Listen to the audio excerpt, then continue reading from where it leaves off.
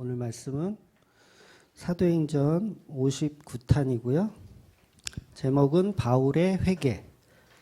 사도행전 16장 8절에서 34절까지 엄청 길죠.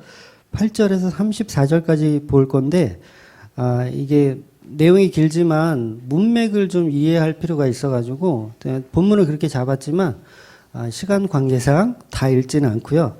8절부터 10절까지만 우리가 읽도록 하겠습니다. 다 같이 8절부터 10절까지 같이 읽도록 하겠습니다. 시작. 무시아를 지나 드로아로 내려갔는데 밤에 환상이 바울에게 보이니 마게도냐 사람 하나가 서서 그에게 청하여 이르되 마게도냐로 건너와서 우리를 도우라 하거늘 바울이 그 환상을 보았을 때 우리가 곧 마게도냐로 떠나기를 힘쓰니 이는 하나님이 저 사람들에게 복음을 전하라고 우리를 부르신 줄로 인정함이로라. 아멘. 오늘 본문이 이제 바울이 이제 밤중에 꿈을 꾸고 그 꿈에 의해서 이제 마게도냐로 건너가죠. 마게도냐로 건너가서 일어나는 해프닝들을 다룬 본문이에요. 그래서 귀신 들린 여종이 막 쫓아와가지고 막 뭐라고 하니까 귀신을 쫓아버리기도 하고, 그래서 그 일로 인해서 어떻게 되냐면 이제 그 귀신 들린 자를 이용해서 돈을 벌던 사람들이 이제 고소를 하는 거예요. 바울을 고소해서 바울이 감옥에 가요. 감옥에 가서 거기서 뭐 하냐면 찬송 부르고 기도하고, 그래서 옥문이 열리고 지진이 나서 옥문이 열리고 이제 간수가 지키던 간수가 이제 이 옥문이 다 열려버렸으니까 죄수들이 다 도망갈 거라고 생각을 한 거죠. 그래서 도망가면 이제 자기도 그 책임을 져야 되기 때문에 죽어야겠구나. 그리고 자살을 시도를 해요. 그때 바울이 도망가지 않고 멈추시오. 내가 여기 있어. 나는 안 도망갔어라고 하면서 그 간수장을 살려주죠. 그래서 그 간수장이 이제 그 바울의 모습을 보고 회개를 하고 이제 어떻게 하면 구원을 받습니까? 라고 질문까지 하고, 그러면서 이제 그 바울과 신라를 자기 집으로 데려가서 맞은 자리를 닦아주고 이렇게 치료했던 내용이 오늘 본문이에요. 근데 너무 기니까 다 읽지 못했습니다. 근데 이 본문에 관해서 이제 지금 말씀을 이제 드리려고 하는 거예요. 그래서 이 내용을 이제 아시죠? 이제 다 아셨죠? 이 내용 가지고 이제 왜 그럼 하나님께서 그렇게 보내셨냐? 그거를 우리가 봐야 한다는 거죠. 오늘 본문에서 바울이 환상을 보는데, 제가 꿈이라고 이제 표현을 했지만 본문이 말하고 있는 것처럼 단순한 꿈이 아니고 환상을 보았어요. 환상을. 그러니까 바울에게만 보여진 환상이에요. 그러니까 마치 다메섹 도상에서 예수님을 바울이 처음 만났을 때도 다른 사람들은 예수님 못 보는데 본인만 예수님을 발견하잖아요. 그래서 지금 이 환상도 일행들이 있었는데 신라도 있었고 누가도 있었고 디모데도 있었던 것 같아요. 그런데 이 환상을 바울만 체험하는 거예요. 그 바울만 인식해서 그 환상한 것을 다른 일행들이 다 인정을 하는 거죠. 그럼 당신이 본 그 환상이 하나님의 음성이 맞는 것 같다라고 다 이해를 하고 이제 가려고 했던 소아시아 지역이 아니라 이제 마게도냐로 건너가게 되는 겁니다. 그래서 마게도냐라는 지역은 유럽이죠. 이제 그동안은 이제 중동 쪽에 있었다고 하면 이제 유럽, 지금의 이제 그리스 지역으로 이제 넘어가는 거예요. 그래서 그리스 지역에는 이제 어떤 교회가 있었냐면 우리가 잘 아는 빌립보 교회, 그다음에 데살로니가 교회, 그리고 베레아 교회, 뭐 이런 교회 지역들이 있었어요. 거기서 이제 교회들이 세워지는 그 전도 여행을 지금 넘어가서 하는 거죠. 마게도냐로 이제 들어가는 거예요.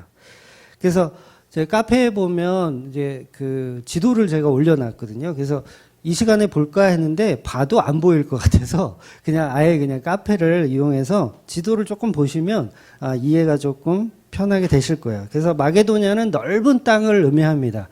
그래서 넓은 지역, 그 유럽의 지역, 그 유럽은 그 당시도 이제 로마가 지배했던 시절이었어요.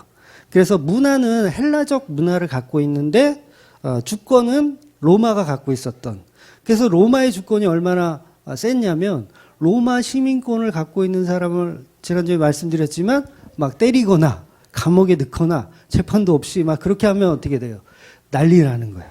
예. 심한 경우 사형까지 당하는 거예요. 그러니까 우리가 일제 치하에 있었을 때 일본 놈을 죽였다. 그럼 어떻게 되겠어요? 우리도 큰일 나는 거죠. 예. 그런 거하고 이제 비슷한 개념인 거예요. 그래서 어찌됐든 이제 환상을 통해서 마게도냐로 건너가게 됩니다.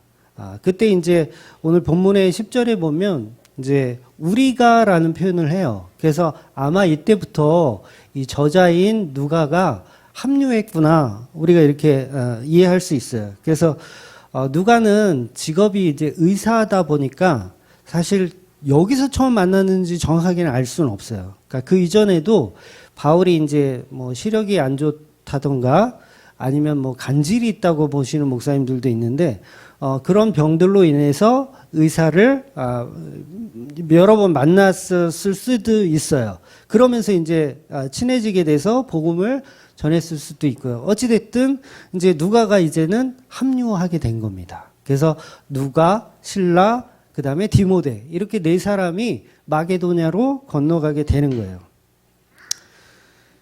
그래서 한번 생각해 보자고요. 이제 마게도냐로 건너가는데 이제는 누구의 생각입니까? 지난주까지는 바울의 생각으로 모든 걸 다 해 나가고 있었어요. 그러니까 신라를 데려오는 것도 디모데에게 할례를 하는 것도 전부 바울의 생각이었어요. 근데 이제는 성령의 생각으로 이제 바뀌었어요. 그 성령의 이끄심으로 이제 간단 말이에요. 그러면 가는 곳마다 어떤 일이 벌어져야 되냐면 가는 곳마다 이제 예수 믿을 사람을 하나님이 막 보내줘. 그렇잖아요. 하나님이 가라고 해서 이제 가는 거니까 그동안은 내가 하고 싶은 대로 했다면 이제는 하나님이 가라고 하는 대로 가니까 가는 곳마다 예수님을 영접하는 사람들이 나타나야지 그게 맞잖아요. 전도가 수월하게 잘 되고 복음이 폭발적으로 일어나야 되는 게 맞습니다. 그래서 빌립보에 가서 이제 대형 교회들이 이제 막 생기기 시작해야 되는 건 시간 문제죠. 성령이 가라고 했으니까. 성령의 지시에 의해서 가면 당연히 대박이 나야 돼요. 그 옛날 동영상 하나 봤는데 그 사랑땡 교회 이제 그 입당식인가 뭐 그걸 하는 영상을 제가 본 적이 있어요. 어떤 영화의 한 제목 단락으로 본 것 같은데 무슨 행사를 이렇게 어마어마하게 하는지 막 풍선 날리고 막 이렇게 하더라고요. 으리으리한 건물을 지어놓고 이건 하나님이 하셨다.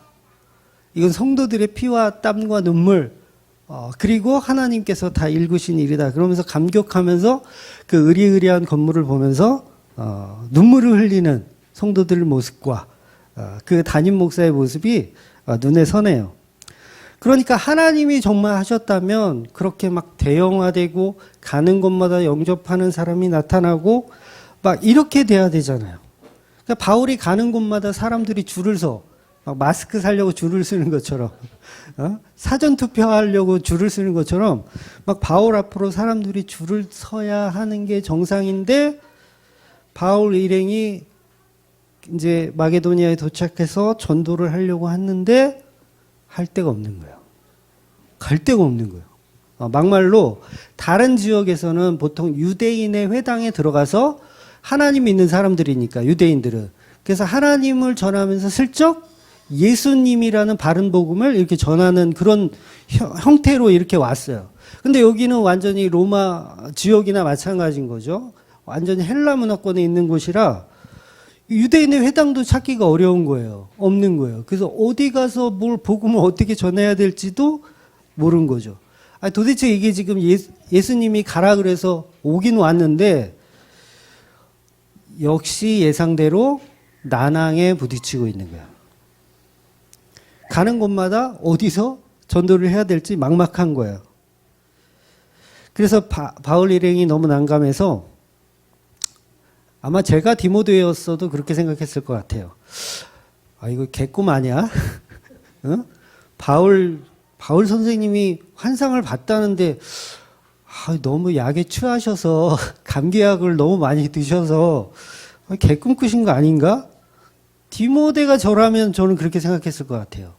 가는 곳마다 예수 믿는 사람들이 막 영접하러 나와야 되는데, 이거는 전도할 데가 없는 거예요. 어디서부터가 잘못된 거는지 아마 그럴 마음이 들었다는 거죠. 제가 그 자리에 있었어도. 그러니까 결국 어떻게 하냐면, 어디를 가냐면, 이제 강가에 여자분들이 이렇게 수다를 떨고 있으니까 거기에 가서 복음을 전하기 시작하는 거예요. 그래서 거기서 이제 누디아라는 여자를 이제 만나서 그분한테, 그 여자한테 복음을 전하게 되는 내용이 오늘 본문에 있어요. 그럼 보세요. 유대 문화에서는요, 여자는 죄송하지만 1인분으로 치질 않아요. 무슨 말씀인지 이해하시죠? 남자만 계수를 하고 여자는, 예를 들어서 바울이 전도를 했다. 그런데 여자를 100명을 전도했다. 그러면 이거 몇 명을 전도한 거예요? 유대적 계산으로? 한 명도 전도 안 한 거예요. 근데 남자를 10명 전도했다. 그러면 10명 전도를 한 거예요.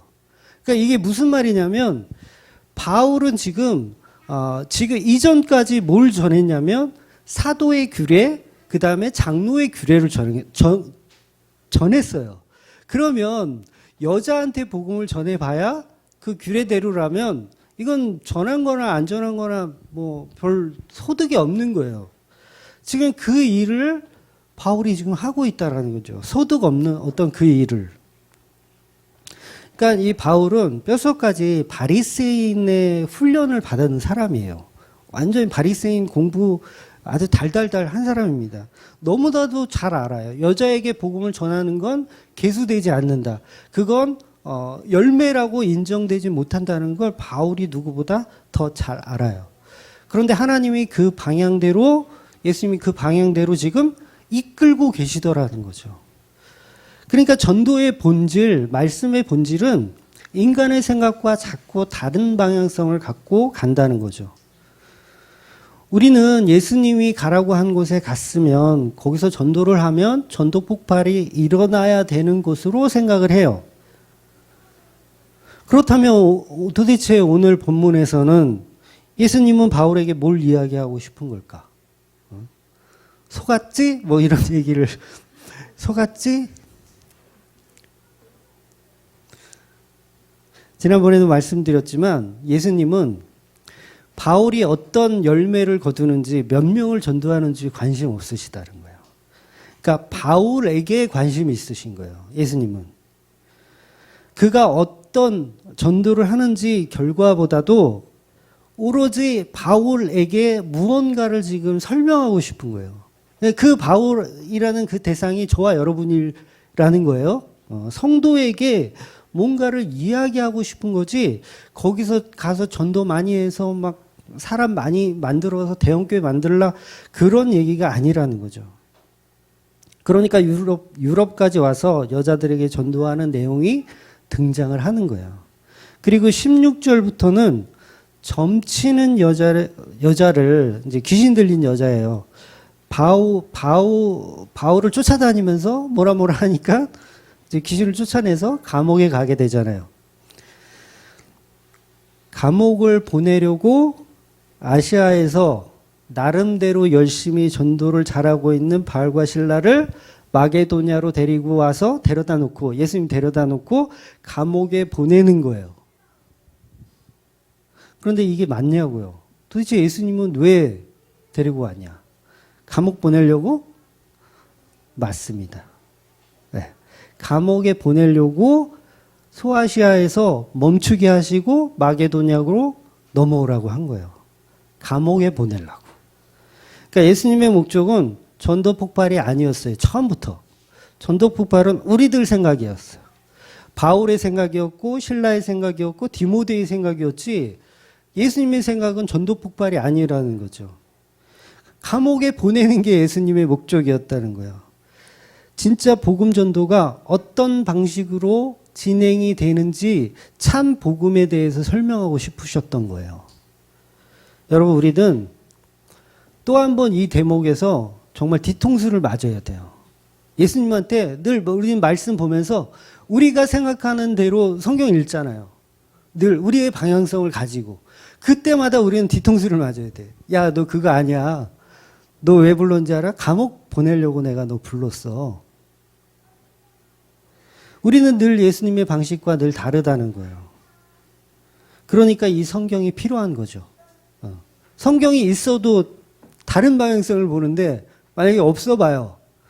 그럼 다 성령 충만해가지고 막 대형교회 만들려고 다 노력하는 눈먼 소경들밖에 없는 거예요. 그러니까 성경이 있어도 눈먼 소경들 투성인데 자기가 원하는 방식으로 해석하고 자기 위주로 사는 겁니다. 그런데 성령 받은 사람들은 성령의 말씀을 이해하더라는 거죠. 지금 바울이 바로 그 모습을 지금 이제 찾아가고 있는 중인 거예요. 그러니까 자살하려는 교도관에게 주 예수를 믿으면 너와 너희 집에 구원이 있다는 것을 그 말씀을 하시게 하려고 지금 이 전도 여행을 시키고 있는 거라는 거죠. 그러니까 많은 사람이 전도하는 게 아니라 그 한 가정, 그 가정을 어떻게 전도하는지, 어떤 방식으로 전도하는지를 우리에게 설명해 주고 싶은 거예요. 성도들에게. 그러니까 너희들의 생각과 다르다는 거죠. 지난주에는 바울의 힘과 바울의 열정으로 전도하여 전도 폭발이 일어났다면 진짜 그랬잖아요. 지난주에는 사도의 규례와 장로의 규례를 전했더니 사람이 점점 늘어나더라. 막 많아지더라. 이런 얘기가 있었잖아요. 진짜. 그런데 오늘 이 말씀은 전혀 다른 얘기를 하고 있다라는 거죠. 근데 무조건 많아지고 커가는 게 과연 성경의 생각과 맞냐는 것이죠. 우리 생각과는 맞아요. 제 생각과도 맞아요. 제 생각에도 코로나19에도 성도가 가득 차기를 원해. 이건 내 생각이야. 근데 예수님 생각은 그렇지 않다라는 거죠. 예수님도 많은 것이 좋다는 뉘앙스가 없어요. 늘 없었어요. 그러니까 교회를 차리면 미어 터져야 된다. 예수님은 한 번도 그런 뉘앙스를 가지고 설명하신 적이 없거든요. 근데 목사들만 그렇게 생각하나 봐. 희한해요. 오히려 많은 무리들을 피해 다닌 게 누구예요? 예수님이에요. 많은 무리들 피해 다녔어요. 떡 먹고 배부른 인간들 피해 다녔어요. 오병이어 먹고 배부른 인간들, 그 수천 명의 인간들을 피해 다녔다고요. 그리고 책망하셨어요. 병 낫고자 찾아온 무리들을 피해 다니셨어요. 그 뭐 어려운 일이라고. 예수님이 눈 껌뻑하면은 다 고쳐줄 수 있는데도 피해 다니셨어요. 왜? 본질이 그게 아니니까 그래요. 근데 우리는 그게 마치 부흥인 것처럼 착각을 하더라는 거죠. 그런데 바울이 사도의 규례와 장로의 규례를 전했더니 부흥했다는 이 말씀이 왜 복이냐고요. 지난주에 그 말씀이 왜 복이냐고요. 오히려 책망의 말씀일 수 있다라는 거예요. 성경을 잘 보셔야 돼요. 문맥과 연결해서 잘 보셔야 돼요. 그게 과연 칭찬인지 아니면 서론인지, 무언가를 설명하기 위한 서론인지. 사람이 많아진다는 것은 교회에도 마찬가지고 사람이 많아진다는 것은 그것은 허상일 뿐이고 눈에 보이는 전도 부흥은 전부 허상입니다. 허상이에요. 그런 부흥 방식이 틀렸다라는 것을 성경이 지금 말해주고 싶은 거예요. 그걸 설명해 주는 게 16장 전체 스토리인 거예요. 그래서 제가 본문을 왜 길게 잡았냐면 그 스토리를 정확하게 알아야 되기 때문이에요. 다 끊어서 보면 뭐예요? 지난주까지 막 수가 많아졌다. 이렇게 딱 끊어서 보잖아요. 보통 교회에서. 그러면 이게 최고구나. 근데 연결해서 보면 뭐냐면 그건 서론인 거예요. 정말 본질을 설명하기 위한 서론. 그동안은 바울이 주체가 되어서 행동했습니다. 2차 전도여행에서 이제 달라지고 있는 거예요. 2차 전도여행 시작하는 것도 바울이 결정했고요. 마가를 버리고 오는 것도 바울이 결정했어요. 바나바와 싸우고 다른 길로 가는 것도 본인이 결정했고 디모데에게 할례를 하는 것도 본인이 결정했습니다. 소아시아에서 사도와 장로의 규를 가르치고 지키게 한 것도 본인이 주도했어요. 보세요. 전부 본인이 주도했어요. 그런데 이제 예수님께서 주도해 나가는 시기라는 거죠. 그럼 그 전 건 뭐냐면 봐라, 인간이 하면 이렇다라는 걸 보여준 거예요. 인간이 하면 사람 수가 늘어나. 그런데 예수가 개입하는 순간 어떻게 되는지 한번 비교해서 봐. 이게 지금 성경이 이야기하고 싶은 팩트라는 거죠. 그래서 그동안은 바울이 잘못 가고 있었는데 이제는 제대로 가고 있다라는 거예요. 그래서 보다 못한 예수님의 영이 바울을 멈추시게 하고 환상까지 보여주시면서 마게도냐에 집어넣어 감옥에 보내더라는 겁니다. 마치 요셉처럼 애굽의 총리가 되어서 가족을 구원하는 이야기와 같은 맥락으로 진행이 되는 거예요. 하나님이 십자가를 설명하는 방식은 구약이나 신약이나 거의 동일합니다. 인간의 약함, 인간의 악함, 약함과 악함, 그것을 폭로하셔서 십자가를 설명하는 게 하나님의 스타일인 거예요. 그러니까 인간의 자랑을 들어다가 설명한 건 그거는 비교 대상이에요. 잘못된 거에 대한 비교 대상. 그러니까 예수님이 환상을 통해서 가라고 하신 그 빌립보에 갔는데 16장에 계속 보겠지만 어떤 귀신 들린 여자가 따라오면서 소리를 지르는데 그런데 그 내용이 뭔지 아세요? 엄청난 말을 해요. 그 귀신 들린 여자가 바울을 향해서 17절에 보면 나오는데 뭐라고 하냐면 이 사람들은 지극히 높은 하나님의 종으로서 구원의 길을 너희에게 전하는 자라 하면서 떠드는 거야. 아니 귀신이 틀린 말 했어요? 다시 볼게요. 귀신이 뭐라고 얘기하냐면 이 사람들은 지극히 높은 하나님의 종으로서 구원의 길을 너희에게 전하는 자라. 맞는 얘기했죠? 틀린 얘기 안 했어요. 근데 귀신이 했단 얘기예요. 여기 소름 돋아야 돼요. 여기서 소름 돋아야 돼요. 너무 당연한 말 하고 있어요. 너무 감사한 일 아닙니까? 이단이라고 손가락질 하는 귀신도 많을 텐데 지금 맞는 말 하잖아요. 이 사람들은 지극히 높은 하나님의 종으로서 구원의 길을 너에게 전하는 자라. 아무리 귀신 들렸어도 그렇지. 이런 귀신은 괜찮은 귀신 아닙니까? 저 옆에 이렇게 끼고 다니고 싶어. 얘기 좀 해주라고. 지금 이혜원 목사는 지극히 높은 하나님의 종으로서 너희들에게 복음을 전하러 오신 분이야. 막 이렇게 귀신이 막 말하고 다니면 그래 이리 와. 나랑 같이 사역하자. 감사한 일이잖아요. 인간적으로 보면. 근데 바울의 일행이 기분이 나빴어요. 기분이 나빠요. 처음엔 좋았을지 모르겠어. 근데 계속 하다 보니까 기분이 나빴어요. 그리고 나중에 바울이 괴로워했어요.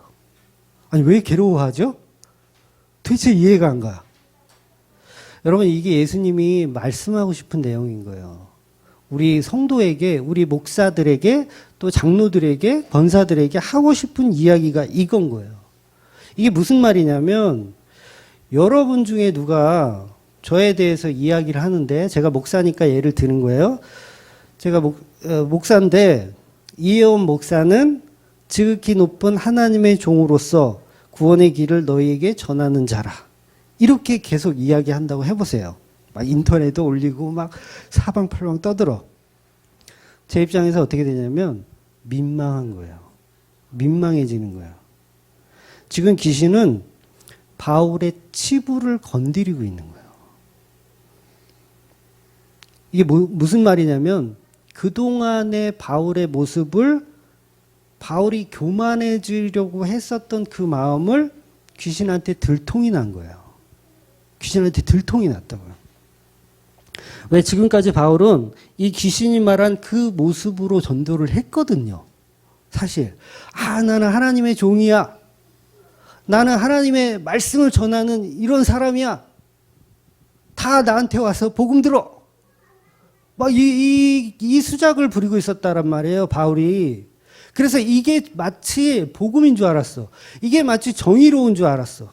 그래서 귀신의 입을 통해서 뭘 얘기하냐면 너를 직면하게 하시는 거예요. 바울 스스로를 직면하게 하셨다고요. 그러니까 이 귀신이 너는 하나님의 종이다. 너는 괜찮은 사람이다. 이걸 계속 드러내고 있더라는 거죠. 그래서 듣다 보니까 바울이 알게 된 거예요. 아, 저거는 칭찬이 아니라 교만한 나에 대한 경고일 수 있구나 라는 걸 발견했다라는 거죠. 정말 아무 가치도 없이 보상도 없어야 하는 주의 종 바울이 마치 나는 하나님의 종이라는 타이틀로 자기를 치장하고 있었더라는 거죠. 바울은 여전히 자기를 치장하고 있었어요. 나는 하나님의 종이다, 나는 사도다, 나는 목사다 이러면서 자기를 치장하고 있었던 거예요. 빌립보까지 왔어도 여전히 그런 거예요. 그러니까 뭐냐면 자기가 이 귀신하고 똑같은 짓을 하고 있었던 거예요. 귀신하고 나하고 귀신하고 바울하고 수준이 똑같아. 이해되시죠? 수준이 똑같아. 저 사람은 하나님의 종이고 복음 전하러 온 사람이다. 그 수준. 그게 똑같은 거예요. 자기를 치장하고 있는 그 모습이 들통이 나더라는 거죠. 바울은 스스로 나는 지극히 높은 하나님의 종이다라고 이야기하고 다녔다라는 거예요. 근데 보니까 귀신도 그런 얘기를 한다는 거예요. 그럼 뭐예요? 그동안 내가 뭐 한 거예요? 내가 귀신이었다는 거예요. 바울 자신이 귀신이었다는 거예요. 귀신도 그런 얘기를 하고 다니니까.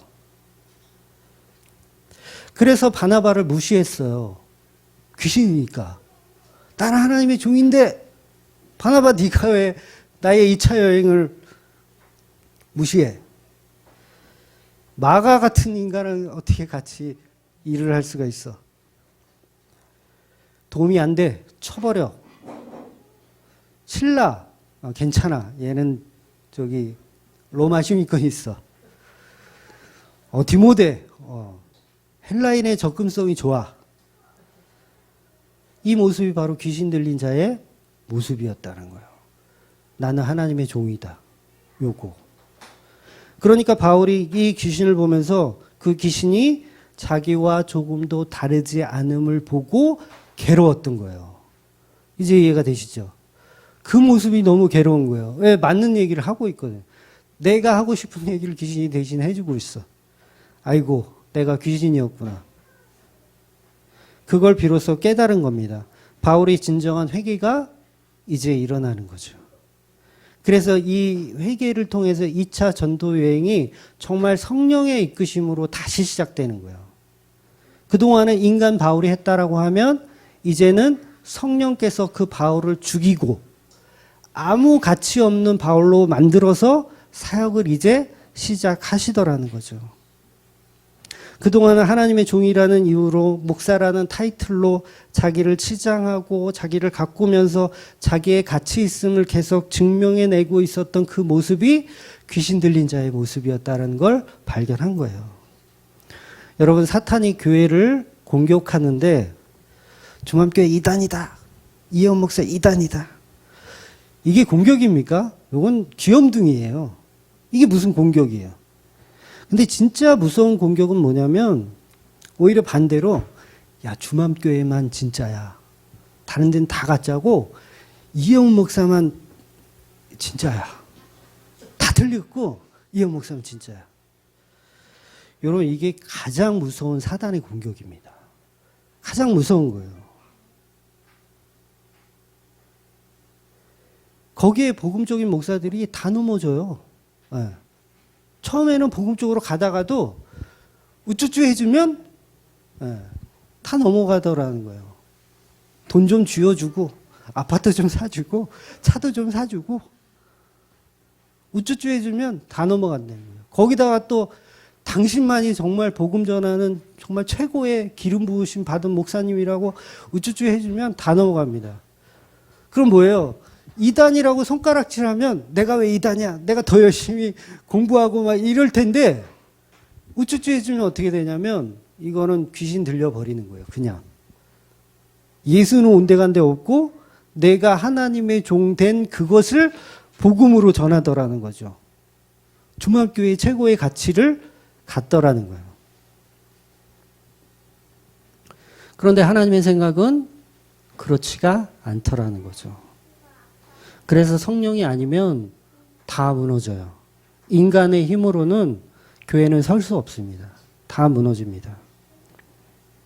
대형교회 목사들이 결국은 자기 명예와 겸손과 건강한 교회라는 그 타이틀로 복음과 바꿔요. 십자가 복음과 그걸 바꿔요. 건강한 교회라는 타이틀을 갖기 위해서 십자가 복음과 바꿔. 우리 교회는 참 구제도 많이 하는 교회야, 선교도 많이 하는 교회야 라는 것과 십자가 복음과 바꾸더라는 거죠. 그래서 온 세상이 그 교회를 칭찬하는 것이 마치 복음인 양 포장하지만 결국 그게 귀신 들린 자들이라는 거예요. 귀신 들린 자가 하는 행동과 똑같은 거죠. 우리는 하나님의 종이다 이러면서 나를 치장하더라는 거죠. 그래서 귀신이 계속해서 따라다닙니다. 바울의 가치 있음을 자랑해 주죠. 당신 가치 있어. 바울 대단한 종이야. 그러면서 막 치장해 주는 거예요, 귀신이. 그러니까 여러분도 저에게 이혜원 목사야말로 세계 유일한 하나님의 종이다라고 말하는 분이 계시다면 그 인간이 귀신 들린 인간이라는 거예요. 이해되시죠? 네. 이혜원 목사만 최고고 다른 범접할 수 있는 목사 없다. 최고다. 라고 하면 그 인간이 귀신 들린 요종인 거예요. 그러면 예수의 이름으로 불러가라. 나는 그렇게 해야 되는 거고. 바울이 그렇게 한 거예요. 예수의 이름으로 불러가라. 인간의 가치만 챙겨주는 순간 우리는 다 거기에 넘어갑니다. 복음과 바꾸는 거예요. 십자가 복음과. 물론 바울은 정신을 차렸어요. 자기를 치장하고 있던 그 귀신을 예수 이름으로 명령하여 나가게 한 거예요. 사실은 예수 이름 명령해서 나가게 한 것은 그 귀신만이 아니라 내 바울 안에 있었던 그 귀신, 나를 치장하고 싶은 그 가치, 그것을 명령하여 보내버린 거예요. 그것을 명령하여. 그래서 오늘 제목이 바울의 회개라고 정한 거예요. 바울은 귀신을 통해서 회개한 거예요. 또 오해할라?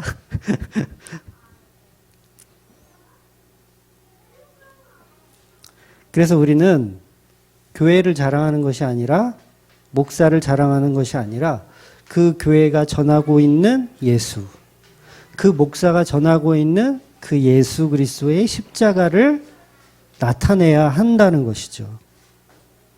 그것을 나타내지 못하면 교회는 존재할 필요도 없고 그냥 마귀 집단에 불과한 거예요. 그러니까 이제 여러 날 동안 귀신이 외치는 소리를 듣다 보니 바울 일행이 처음에는 용하다 했을지 모르겠어요. 어떻게 알았지? 우리가. 그 귀신이 알잖아요. 하나님 말씀 전하러 온 거를 귀신이 알더라는 거예요. 용하다라고 했을 텐데 수일이 계속되다 보니 이제 바울이 정확하게 알게 된 거예요. 저 모습이 내 모습이라는 거.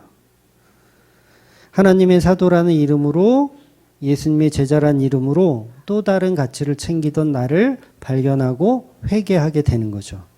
그래서 여종에게 귀신을 쫓아내주는 사건이 일어나는 겁니다. 결국 예수님은 바울을 전도하라고 마게도냐에 보낸 것이 아니라 바울을 회개시키기 위해서 마게도냐로 보내신 거예요. 전도하라고 보낸 게 아니라 바울 너부터 바른 복음 알아. 바울 너부터 배워야 되겠다. 그 말씀을 하고 계신 거예요. 그래서 너의 가치 없음을 귀신 들린 여종을 통하여 증명해 내신 거죠. 그래서 귀신 들린 여종을 쫓아내면 감옥에 갈 수도 있잖아요. 실제로 감옥에 가고요.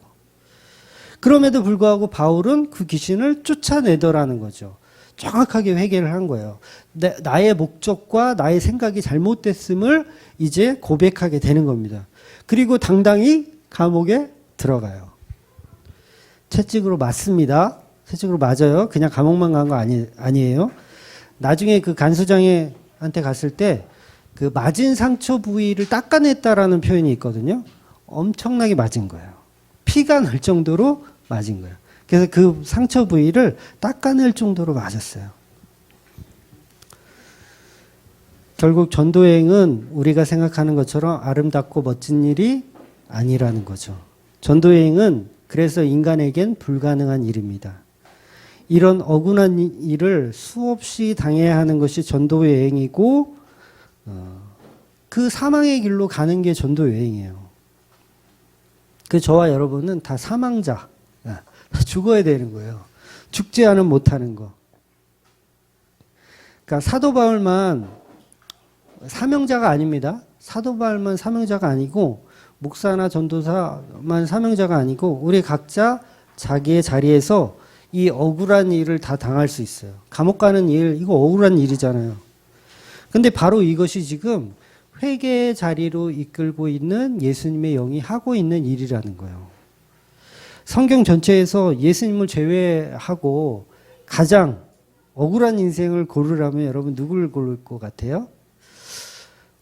생각나는 게 이제 가인에게 돌에 맞아 죽는 살해당한 아벨. 좀 억울하죠? 그 다음에 한 사람 더 있죠? 강간 미수범으로 몰려서 감옥 가는 요셉. 좀 억울하죠? 설교 한 번 하고 돌 맞아 죽는 스데반. 어떤 사람이 가장 억울할까? 전부 예수님 예표하는 모습들이에요. 지금 열거한 이런 사람들이. 그런데 저는 그 중에서도 정말 억울한 사람, 잠깐 등장하고 사라지는 정말 억울한 사나이, 밧세바의 남편 우리야. 저는 개인적으로 우리야가 제일 억울한 것 같아요. 그러니까 다윗이 첫눈에 반할 정도로 예쁜 마누라를 자기보다 더 능력 있는 남자에게 당하고 자기 아이까지 임신을 한 거죠. 자기 아이란 표현은 이유가 있어요. 그것도 모자라서 최전방에 가서 열심히 전쟁하다가 자기 딴에는 임금을 위해서 열심히 싸우다가 장렬하게 죽은 곳으로 영문도 모르고 갔어요. 천국 가서는 좀 해명이 됐을지 모르겠는데 아무튼 그 억울함 누명까지 쓰고 죽었어요. 아내도 뺏겼고 실제로 자식도 뺏긴 거죠. 청부 살해까지 당한 거니까. 이 얼마나 억울한 죽음입니까? 그래서 복음이라는 것은 하나님께서 이 억울한 대속의 방향성으로 설명을 하고 계세요. 그러니까 이 우리야도 사실 예수님의 예표거든요. 그래서 우리야는 예수님 족보에도 등장을 하는 만큼 엄청난 사람이에요. 이 우리야가. 그만큼 예수님을 잘 담고 있는 하나의 예라고 할 수 있어요. 그러니까 저와 여러분이 살면서 억울한 일 많이 당하잖아요. 억울한 일을 많이 당할수록 복음이 잘 들리는 거 아세요? 그거 아세요? 자기가 살면서 억울한 일이 한 번도 없었어. 정말 잘 살았어. 그런 사람 복음 잘 안 들리더라고요. 그러니까 그 대표적인 사람이 이제 수가성 여인이거든요. 얼마나 억울한 일을 많이 당했는지 예수님이 몇 마디만 이렇게 해줬더니 갑자기 광신도가 됐어. 이건 칭찬입니다. 억울한 일을 너무 당했더니 복음이 쏙쏙 들어가.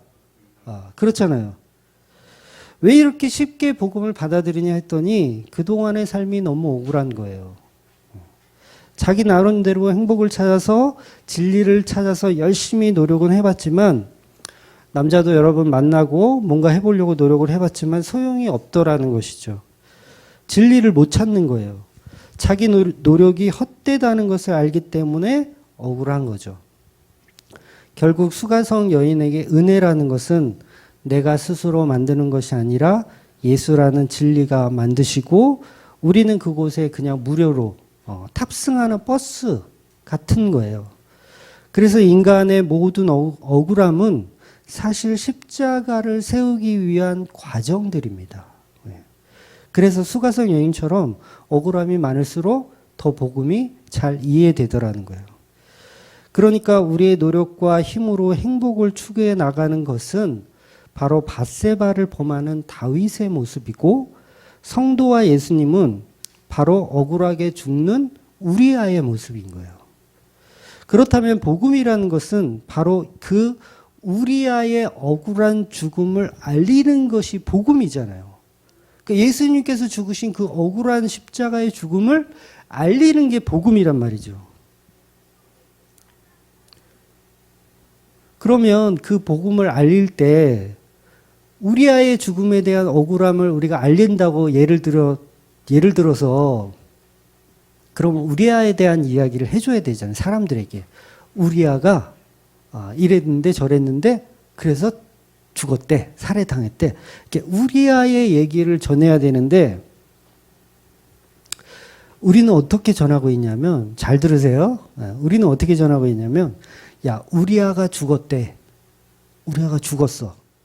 이제 그가 남긴 여자와 땅과 건물과 그것들을 우리 다 차지하자.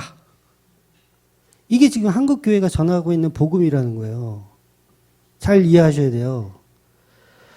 우리가 빨리 가서 차지하자. 예수가 십자가에 죽었기 때문에 그가 남긴 복들을 차지하자. 그가 남긴 재산, 땅, 뭐 여자, 뭐 좋은 마누라를 주시옵소서, 뭐 이런 거. 복음을 이용하여 자기 가치를 챙기고 있는 거예요. 요게 누구 모습이에요? 요게 다윗의 모습이라는 거예요. 우리아를 죽여서 우리아의 아내 밧세바를 차지하자. 요게 지금 범죄한 다윗의 모습인데, 우리가 지금 예수를 믿는다는 한국교회 교인들이 교회에 앉아서 뭘 하고 있냐면 다윗처럼 똑같은 자리에 앉아서 예수가 십자가에 죽었으니 예수를 통해서 얻어지는 것들 우리 빨리 쟁취해내자. 당신 기도 제목 뭐야? 땅 사는 거? 당신 기도 제목 뭐야? 집 사는 거? 빨리 꺼내. 우리 예수가 죽었으니 우리 빨리 가서 차지하자. 지금 교회들이 이러고 있다는 거예요. 그 뭐예요? 이게 다 범죄한 다윗의 모습으로 우리가 가고 있다는 거예요. 그러니까 성경이 그거를 너무 팩트 있게 다 설명을 해주는데 우리는 거꾸로 해석을 하고 있어요. 전부 다. 아니, 성경을 읽기는 읽어요. 근데 못 깨달아요. 여러분, 다윗이 그 범죄함을 자기가 스스로 깨달은 건 아니죠. 나단 선지자를 통해서 깨닫고 나서 침상이 젖도록 기도했어요. 지금 우리는 침상이 젖도록 회개해야 할 때예요. 근데 여전히 우리는 예수를 이용하여 우리의 가치를 챙기자. 여전히 2차 전도여행 이전의 모습, 바울의 모습으로 우리는 여전히 신앙생활을 하고 있다는 거죠. 우리가 예수를 믿는데 그 억울한 십자가 죽음을 말하는 것이 아니라 예수로 인해서 생겨나는 그 눈먼 축복들에 관심이 있다는 것은 여전히 우리는 다윗과 동일한 죄를 짓고 있다라는 것입니다. 그래서 나단 선지자가 설명해 주잖아요. 부자에게 양이 여러 마리 있는데 어떤 사람에게는 양이 한 마리밖에 없어. 근데 그 한 마리를 정말 가족같이 지내. 자식처럼 키워. 그런데 그걸 빼앗아서 손님을 대접한다고요. 양고기를 대접한다고요. 이게 다윗의 모습이라고 나단 선지자가 이야기한 거예요. 저와 여러분에게 그 메시지를 주고 있는 겁니다. 우리는 예수를 이용해서 여전히 다윗 같은 그 모습으로 살아가고 있는 거예요.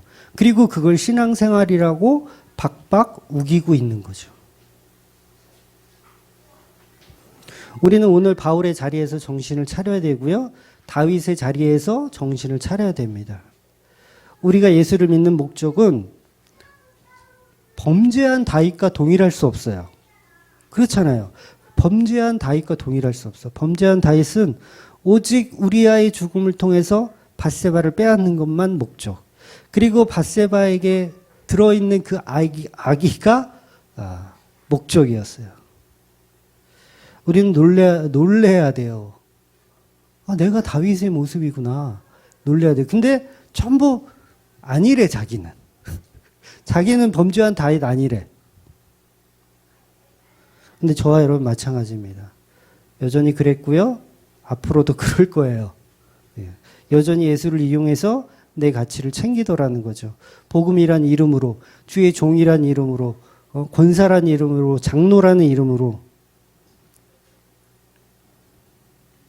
우리아를 죽여버려. 그래야 내가 편하게 밧세바를 더 범할 수 있어. 아내로 빼앗을 수 있어. 요게 바로 사탄이고 요게 마귀 새끼인 거예요. 예수를 십자가에 죽여서 그 예수를 통해서 이루려고 하는 축복의 갈치자들. 요게 지금 교인들이라는 거예요. 교회 와서 어떤 복을 비든 그 자체가 이미 범죄한 다윗이에요. 예수 그리스도의 십자가에 죽으셨는데 그 십자가를 놓고서 내가 원하는 무언가를 이야기하고 있으면 범죄한 다윗이죠. 뭐가 달라요? 예수님은 억울한 죽음을 죽으셨는데 그걸 복음으로 폭로해야 되는데 나와 너희들이 예수님을 십자가에 죽였다라는 걸 폭로하는 게 복음인데 예수가 죽었으니까 우리가 우리의 기도 제목들을 내놓고 그것을 쟁취해 가자라고 하는 교회가 사단 마귀가 아니고 무엇이냐는 거죠. 저와 여러분이 예수의 복음을 이용해서 나의 어떤 가치를 챙기고자 한다면 그것은 복음이 아니고 마귀의 모습입니다. 지금 사도행전 16장에 나오는 귀신 들린 여자와 동일한 거예요. 귀신은 16장의 말씀처럼 우리의 가치를 챙겨줄 것입니다. 목사라는 가치를 챙겨주고 장로라는 가치, 권사라는 가치를 챙겨줄 거예요. 그런데 그것들은 예수의 이름으로 명령하여 쫓아버려야 합니다. 바울이나 우리는 전도의 일꾼으로서 부르심으로 열정이 타올라 있을지도 모르겠어요. 그런데 예수님은 전혀 다른 생각을 갖고 계세요. 우리가 아까도 찬양했지만 예수님은 우리를 통해서 일하는 게 아니라 우리를 죽이시고 일하세요. 죽이시고. 그러니까 지금 뭐 하는 거냐면 이 본문이 바울 죽이기 프로젝트를 하고 있는 거예요. 성령께서 바울 죽이기 프로젝트. 나는 괜찮은 사도다. 나는 괜찮은 주의 종이다라는 그것을 죽이는 일을 하시는 거예요. 그래서 제가 서두에 뭐라 그랬어요. 마게도냐에 온 이유는 바울을 감옥에 보내기 위해서 데리고 왔다. 바울 죽이기 위해서. 채찍 맞아보셨어요? 채찍. 네. 40대에서 한 대 가만 39대 맞죠? 한번 맞아보세요. 이거 죽이는 거 맞아요. 죽이는 거구나. 그러니까 예수님은 벼르고 있던 거죠. 빌립보에서 벼르고 있던 거예요. 야, 마게도냐로 건너와. 오기만 해봐. 내가 주저리 하는 너의 그 무화과 잎으로 주저리 입고 있는 그 옷들을 내가 다 벗겨 버리겠다. 예수님 마게도냐에서 칼을 갈고 계셨던 거예요. 바울 일행은 모르죠. 여전히 자기 열정에 타고 끌어오르고 있죠. 근데 왔더니 무슨 전도도 안 되고 이거 뭐야 이거. 귀신 들린 애만 쫓아다니고. 근데 예수님 칼을 갈고 계셨어요. 그래서 바울이 감옥에서 이런 모든 정황들을 깨닫고 감옥 안에서 이제 회개가 일어나서 찬송을 하기 시작한 거예요. 아니 전도고 뭐고 다 작살났는데 왜 찬송을 불러요? 네. 이거는 하나님의 사인을 이해했다는 얘기예요. 바울은 예수님께서 자기에게 행하는 이 놀라운 일들, 자기를 죽이시기 위해서 행하신 이 놀라운 일들의 찬송을 안 할 수가 없는 상태가 된 거예요. 그러니까 제가 아는 이 설교의 맥락을 바울이 알았던 거죠. 깨달은 거야. 전도하라고 나를 보내신 게 아니라 나를 죽이시기 위해서 나를 다시 너 지금 그 상태로는 안 돼. 나를 죽이시기 위해서 감옥까지 보내셨다라는 걸 안 거예요. 그러니까 우리가 보통 이제 바울과 실라가 감옥에서 찬송하고 기도했다 이랬을 때 어릴 때 많이 해봤죠. 여러분 뭐 금요철야 이런 거 가가지고 막 찬송하세. 자, 옥문이 열리고 자 이제 우리의 믿음으로 옥문을 열고 삶의 문제를 해결합시다. 막 이렇게. 그런 얘기를 하고 있는 게 아니라 바울이 진정한 회개를 했기 때문에 나를 인도하신 그 하나님이 너무너무 감사한 거예요. 나를 감옥에 보내서 나를 죽이시고 나를 깨닫게 하신 그 하나님이 너무 감사해서 찬송을 안 할 수가 없었던 거예요. 예수님이 나를 전도하러 보내신 것이 아니고 나를 회개시키려고 보내셨구나. 예수님 나를 너무 사랑해서 나를 회개시키려고 보내셨구나. 드디어 그걸 직면하게 된 거예요, 바울이. 그러니까 바울이 찬송을 안 할 수가 없죠. 제가 바울의 입장이었어도 제가 모르고 있어서 복음에 대해서 가면 대박 날 줄 알았는데 대박은 안 나고 왜 이러지? 귀신은 나를 귀찮게 하고 왜 이러지? 도대체 답을 찾을 수가 없었는데 복음을 깨달은 거예요.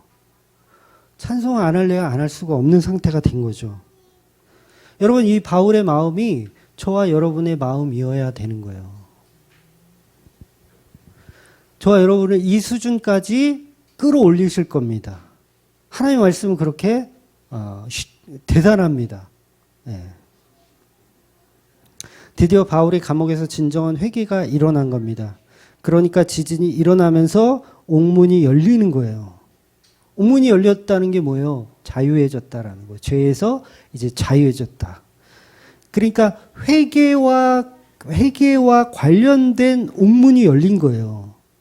그러니까 당연히 바울은 도망가지 않는 거예요. 여러분, 이게 아니고 바울이 회개하지 않고 그냥 하나님이 그냥 옥문을 열어줬어. 그러면 어떻게 할까요? 바울이 잽싸게 도망가죠. 그러니까 뭔 얘기인지 몰라. 지금 제가 설교한 이거대로 바울이 저하고 같은 이 마음을 안 품었어. 이해를 못해, 바울이. 그럼 바울 어떻게 할까요? 하나님이 도망가라는 뜻이구나. 옥문까지 열어줬으니까 당연히 하나님이 도망가라는 뜻이구나 라고 도망가야 되는 게 맞아요. 그래서 빨리 다른 베레아로 가든가 아니면 다른 곳으로 가야 되는 게 맞는데 바울이 도망을 안 가요. 이 말은 뭐냐면 여기까지 인도하신 목적이 나를 죽이기 위해서 나에게 회개시키기 위한 거임을 충분히 바울은 이해를 한 거예요. 제 설교를 들었는지. 네. 그러니까 충분히 이해한 거죠. 그러니까 도망갈 이유가 바울에게는 하나도 없었던 거예요. 왜? 도망가라고 한 게 아니라 나 이제 회개시키려고 하신 그 정황들을 다 바울이 이해했다라는 거죠. 그래서 자기 부인이 일어났고요. 예수 십자가를 바로 볼 수 있는 눈이 열린 거예요. 그러니까 십자가가 이제 제대로 쓴 거죠. 바울 안에 십자가가 제대로 쓴 거예요. 그래서 예수님이 십자가에 다 이루었다라는 그 사인으로 해방의 의미로 옥문이 열린 거예요. 그래 이제 너에게 복음을 전할 수 있는 도구로 써도 되겠구나. 이제 바울 너를 내가 복음 전하는 도구로 이제 2차 전도 여행의 도구로 써도 되겠구나. 요 현상이 일어난 거예요. 그러니까 바울이 도망갈 필요가 없는 거죠. 이 자리에서 이제 복음만 전하면 되는 거예요.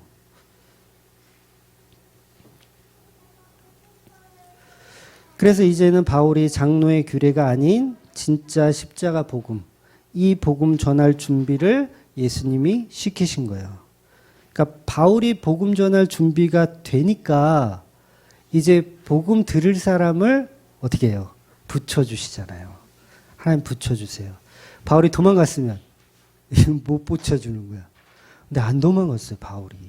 하나님의 뜻을, 예수님의 뜻을 정확하게 이해했다라는 거예요. 그래서 예수님이 준비된 바울에게 영접할 사람을 보내주시는 겁니다. 그게 바로 자살하려고 했던 간수 그리고 그의 가족들입니다. 여러분 성경을 제대로 보니까 이해가 되시죠? 그동안은 저도 복음을 잘 몰랐을 때는 옥문이 열렸으면 도망가야 되는 게 맞지 않나? 왜 그랬을까? 도망 안 갈 거면 왜 옥문을 열어줬지? 도대체 정확히 이해가 안 됐었는데 바울의 마음을 정확히 이해하고 나니까 하나님께서 우리에게 주시는 사인이 무엇인지 그것을 정확하게 이해하고 나니까 바울이 왜 도망가지 않았는지가 너무도 선명하게 이해가 되더라는 거예요. 그러니까 성경은요 모순적이지 않습니다. 그러니까 성경을 볼 때 성령이 우리에게 주시는 마음으로 성경을 이해하면 모순되는 부분이 거의 없어요. 그러니까 물론 우리가 죽는 날까지 그거를 이제 다 풀지는 못하겠지만 성령의 감동에 의해서 써진 성경이기 때문에 우리는 성경을 읽을수록 모순된 점이 점점 없어져야 돼요. 예. 그래서 성경은 성도에게만 주는 책입니다. 성도만 이해해요. 예. 다른 사람 절대 도울 그 사람 아무리 복음서 강의를 해도 전혀 이해 못합니다. 그래서 계속해서 성경은 바울 안에 바울을 끄집어내는 작업을 하는 거예요. 바울 안에 바울을 죽이는 작업을 하는 겁니다. 그래서 바울 안에 바울을 죽이시고 그래서 바울이 복음을 전하는데 더 이상 그 속에는 나의 가치 챙길 것이 이제는 있어요? 없어요? 없어졌어요. 이제. 그동안은 내가 주의 사도다. 나는 좀 괜찮은 바나바보다 내가 낫다. 마가보다는 내가 훨씬 낫다. 이런 거 이거 사실 교만이잖아요. 제가 바울을 좀 이렇게 좀 심하게까지 않아서 그런데 굉장히 고만한 사람이에요. 마가보다는 지가 더 낫다라고 표현하는 거 아니에요. 바나바하고 싸운 게. 이 자체가 이미 귀신이에요. 여러분 복음을 제대로 보셔야 돼요. 이 자체가 바울 절대로 인간입니다. 바울도 그 연약한 모습을 들어서 십자가를 설명하는 게 성경의 팩트라고요. 바울이 마가보다 내가 더 훌륭하지라는 이 자체가 귀신 들린 자라는 거예요. 그래서 우리는 예수님의 십자가 은혜를 더 배워야 되는 거예요. 더 배워야 돼요. 나는 이 정도니까 됐다? 아니요. 더 배워야 돼요. 그러니까 이 말씀을 제가 전하지만 가끔 이제 그런 칭찬을 해주시는 분이 있어. 감사하긴 한데 감사해요. 그런 칭찬 얼마든지 하세요. 뭐 그러려니 말거니. 어떤 거냐면 이제 설교 한 편을 들은 거야. 최근 설교를 제 거를. 설교를 듣고 와 이거보다 더 완벽한 설교가 있을까. 더 이상 이런 설교는 할 수 없을 거야. 라고 생각을 했는데 그 다음 주 설교를 들어보니까 더 좋아 이건. 네. 그러니까 이게 제 자랑인 게 아니라 복음은요 끝도 없어요. 들으면 들을수록 또 새롭고 또 은혜가 되고 또 감격하게 되더라는 거예요. 그래서 인생을 바꾸어 나가는 게 이게 말씀이라는 거예요. 그래서 우리는 그 은혜를 평생 배워야 됩니다. 나는 이 정도면 됐지. 내가 진짜 그 교회들 이장호 목사님 거 이근호 목사님 거 그 누구지? 김성수 목사님 거 또 내 거 다 들었어. 나는 이제 복음 다 알아. 완벽해. 그 인간이 귀신 들린 인간이라니까요.